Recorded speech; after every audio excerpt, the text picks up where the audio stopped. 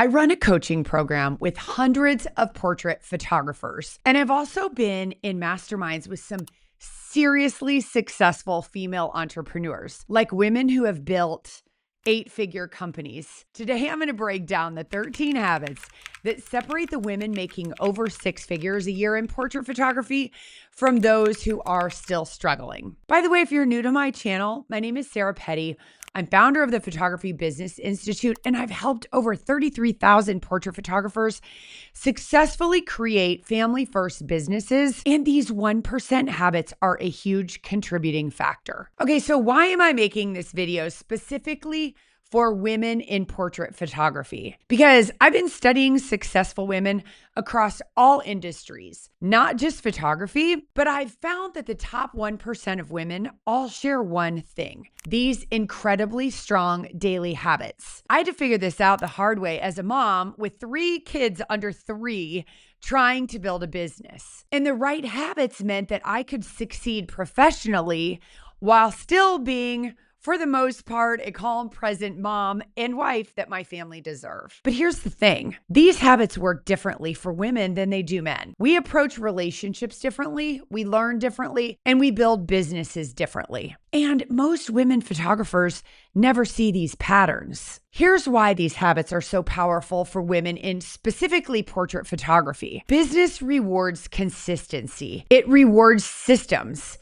You're building a structure that can last for years, and the sooner you do this, the faster you can grow. Our natural strengths as women, they become our superpowers when we use the right habits. Small daily habits add up to massive results. And the boutique portrait path that we teach, the one where you can put family first and make great money, that needs different habits than what Google and AI are spitting out at you. These aren't just business habits. These are non-negotiable rituals that will transform your family life, and I hope you write them down and implement them. Habit number 1, don't go to bed without a plan. Every top female performer writes down tomorrow's to-do list before ending the day. If you don't do this, it's so easy to wake up and be reactive and just handle what comes at you. You know what I mean. Those kitty videos on Facebook, they're really cute. Here's the secret. The family stuff goes on the calendar first. Kids' games, school events, family trips. These are non-negotiable. Successful women in this day and age don't have to choose between work and family. We can make it all fit, and we have the luxury of being able to be at all the family things, but also to keep that privilege, we have to make sure we're productive with the rest of our time so that we can make money. Then, because bringing in business is one of our most important responsibilities as small business owners, those marketing activities must go on the calendar next so we make sure they happen. That means the networking meeting comes up and it's like, oh darn, I have a session during that time. No, put the networking meetings on your calendar first and work everything else around them. Then your business operations. So this is your sessions, your sales calls, your administrative functions. The reality is, as photographers, we make money in 3 ways: marketing, having sessions, and doing sales presentations where we take orders and get money. The bottom line is, if it's not planned today, it doesn't happen tomorrow. My friends, don't leave success to chance. Get it on your calendar. Habit number 2. High-performing women treat their energy like gold. To perform at the top level, we women have to take care of ourselves first. And I don't mean bubble baths, although those are nice too. I mean meal prepping, exercising, managing energy like it's a precious metal. Top-performing women know that they've got to fill their cup because you can't pour from an empty cup. You've got to keep your cup full, and that means self-care. My students hitting 6 figures all get this. Self-care isn't selfish, it's smart business. You can't build something amazing, my friend, if you're running on empty. Habit number 3, they plan every session. Struggling photographers go into sessions thinking the more they shoot, the more people will buy. I see so many photographers spending their lives overshooting, over editing, over retouching, and they're too overwhelmed to even stop and do the math to realize they're not making money. I thought that too. Oh, I have all these clients. I must be successful. No, the most profitable photography business owners plan out what the client will be purchasing after the session before they even pick up their camera. This huge piece of the puzzle, this sales plan, is what allows top performing photographers to be able to create way fewer images, and then they're only retouching what the client buys. So get this, after the session, they're not left to retouch a ton of images and then just throwing up an online gallery or giving all the digitals away, hoping people will buy something, because spoiler alert, they won't. High-performing photographers sit with their clients, help them select what they will order. Sounds like more work, but actually it's not in the long run, because by following this process, it cuts their time that they're spending on editing and retouching down by as much as 80%, and it can increase their orders by 10 times. This is when life gets fun, my friend. High-performing women take that little extra time to hold their clients' hands and guide them down a specific path instead of hope and pray, right? And leaving everything to chance. Every step needs to have a client-driven purpose behind it. This is how my top performing students get higher averages, which means more time in their lives. Hope isn't a business plan, my friend. Planning is. Habit number 4 for high-performing female entrepreneurs: they're yes-no machines. Listen, people ask, Sarah, how did you become one of the most profitable photographers in the United States, named by the Professional Photographers of America? And here's the truth. I kept saying yes, not I'll think about it or maybe later. I had 3 babies in 2.5 years. I had all the reasons in the world to procrastinate or tell myself I would do things later. But the pattern that I've seen in successful women over and over is that successful women say yes to opportunities. But here's the thing that might surprise you. They also are good at saying no to wrong clients, to shiny objects, to distractions, even friends and family trying to talk them into doing a bunch of free work for exposure. Think about that for a minute. They say yes to what helps advance their vision, and they say no fast to what doesn't. Habit number 5, they fire themselves from jobs they hate. When we all get started as photographers, we have to do everything, don't we? We have to edit, we have to market, we have to sell, we have to answer emails, do the bookkeeping, empty the trash. But as they grow, the most successful female photographers know that they need to work on what they're actually good at. So they hire out the things that they hate or that they're not good at without the guilt and all the head trash telling them that they're not worthy or the guilt that comes with it. They know that trying to do everything keeps them small. Think about your time at home. Would you rather spend it cleaning your house or doing one session in an hour that makes you several $1,000s so you can go home with full pockets and walk into a clean house? You'll be so much happier. This is how high-performing women do it all without doing it all. The time even editing could be spent booking 3 new clients instead. My students who break through get this. Focus on what only you can do and get help with the rest. Habit number 6, they know their numbers cold. You can't make good financial decisions without knowing your numbers. This means understanding where your numbers come from. What are your average orders? What are your costs? And so on. All successful business owners have a bookkeeper who are giving them those monthly reports. So the sooner you can make some money to pay for that, do it. Successful photographers know how much each session costs them. So when we know those numbers, we know that we can invest to grow and still have profit left. Knowing your numbers is one of the key things that separates the women who crush from the women who are living paycheck to paycheck. You can't improve what you don't measure. Habit number 7, successful women batch like crazy. Seriously, top women batch everything. So we have one day where if you're still editing, you crank out all the editing.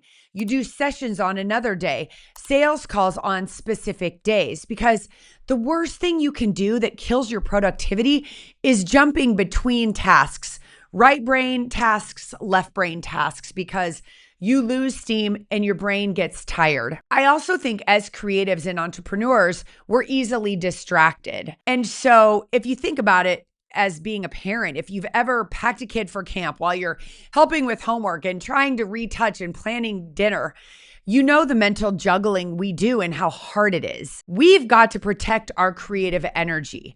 So highly successful women group similar tasks together. Your brain works way better when it's not constantly switching from task to task. Habit number 8, take a play from the men's playbook. Here's what successful men do that we women often don't. Men get in the room with others who are doing the things. Sure, you can call it, the good old boys network, but hey, those relationships that men have known to create through the years are the things that have helped them succeed.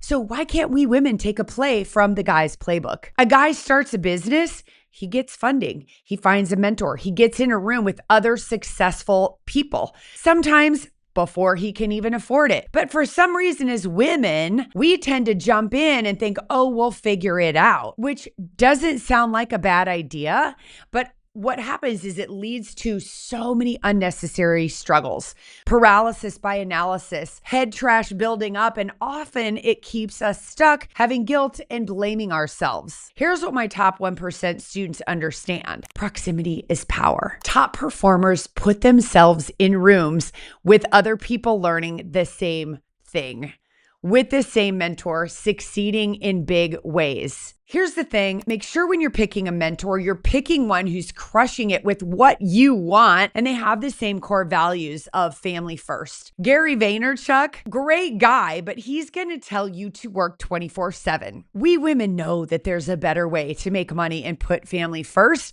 but we know that we have to build a support system and we have to be sitting next to someone who is ahead of us doing the same thing. Don't become a lone rangerpreneur, my friend.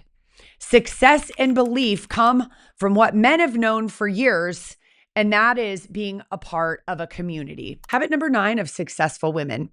They escape the miserable maybe. Decision fatigue is real, isn't it? But successful women loathe being stuck because when they don't make decisions, they get stuck in what I call the miserable maybe. And you can't learn if you don't make a decision to take action and then see what happens. The hardest photographers for me to coach, they're the ones who keep themselves on the bench because they're not taking action. My friend, get in the game.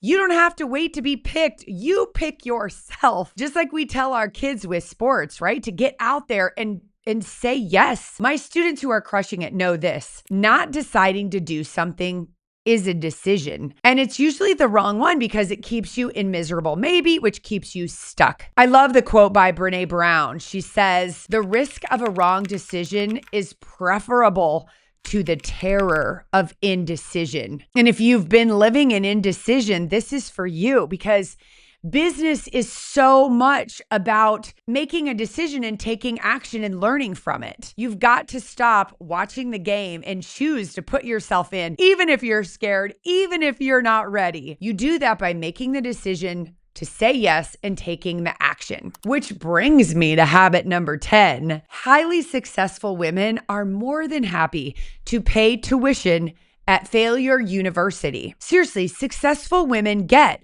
that when we take action, we're going to fail, but failing is learning. Often we don't really know the right way until we do it the wrong way first. Think about it. You didn't watch a video or read a book on how to ride a bike or how to walk. You started crawling and you failed and then you got up and you kept going. Same thing if you ever played sports.